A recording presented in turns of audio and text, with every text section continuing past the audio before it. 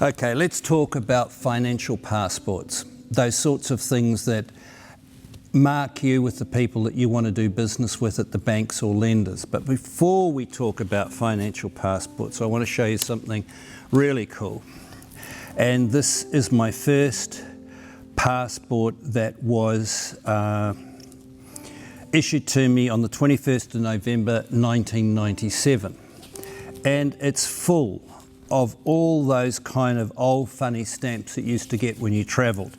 And this was an age where I just wanted to travel the world, see the world, experiment, and see everything I possibly could. And it actually got to the stage where I actually had to have additional pages pasted into my passport so that I could get the visas to travel. But this is the interesting part. In here you'll find all the places I went to in my youth first. So you've got Europe, and then you've got all the communist countries. You've got DDR, Poland, Czechoslovakia, Hungary, Romania, Bulgaria, all those sorts of things in here that said I must like going to communist countries, and why am I doing in all the communist countries?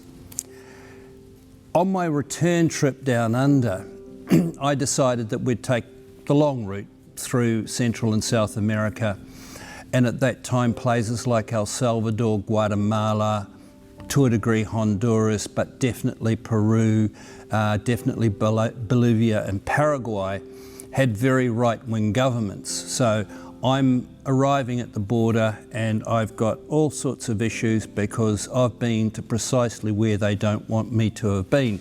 And in some cases money had to exchange hands for me to get into their country, and sometimes money had to be exchanged for me to actually get out of their country. A lot of history in here, a lot of stories, but it's one of those passports that have two things about them. I'd been to all the places that one lot of countries wouldn't have liked me to be to, and vice versa. I want to talk about your financial passport. And your financial passport is your bank statement. This is a bank statement from one of my companies. It doesn't have a lot of activity, so it's not that exciting. But your financial passport being your bank statements, do you ever stop and think how you look after your bank statements? See, if you're a credit controller in a bank, and that's one of those faceless, nameless people who don't take any responsibility in actually talking to you and giving you bad news, but they're responsible for asking you endless stupid questions. Any of you have ever gone for a loan with a bank will know precisely what I'm talking about.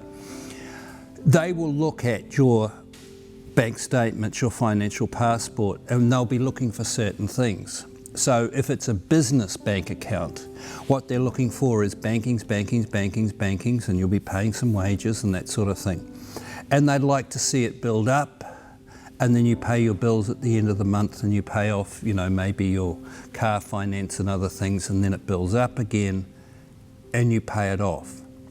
What they don't like to see is that the minute you put money in, you take it out. You put some money in your banking from a client, you have to spend it because you're in trouble paying creditors, or you're always doing a deal with the ATO, or you've got an overdraft and say your overdraft is 45,000, you bank some money, it's 43,000, you spend 2,000, and so on. They don't like to see money being hardcore on the bank statement. They like to see an ebb and flow, which is fine. They're just credit controllers. They don't know what it's like to run a business, but they're the ones that are going to make the judgment. The same applies with your personal bank statements.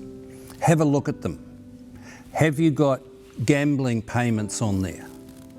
Have you got endless numbers of takeaways? Have you got endless numbers of things that you frivol your money away non-stop? Because the same credit controller who's considering whether they'll give you a home loan, for example, and they're now looking also at your personal accounts, they're looking for people who behave like the bank thinks you should behave, which might be different to how perhaps that credit controller behaves. Maybe they don't do the right thing, but they'll be judging you. So your bank statement is a passport when you want to get a loan or you want to go anywhere financially.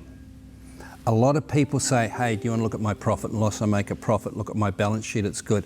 You'd be surprised. Every time you go for a loan anywhere, they'll say, show me your bank statements, because those bank statements truly tell your financial story. go and get your bank statements, have a good look at them, and then highlight the changes that you should make to improve your status the next time you want a loan, you want a house loan, you want to change your life by having to deal with a bank or a finance company.